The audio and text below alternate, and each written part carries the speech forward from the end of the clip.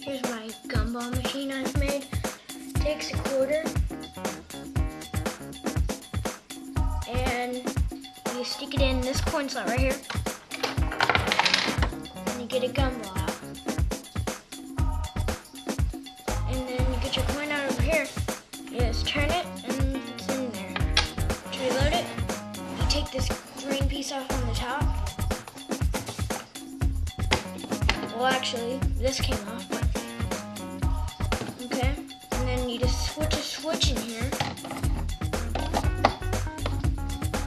And then to reload it, you just stick that back in there. And then you get a quarter. And your gumball comes out. And over here, put your quarter out. So that includes my Lego candy machine or gumball machine, whatever you want to call it. Hope you enjoyed it.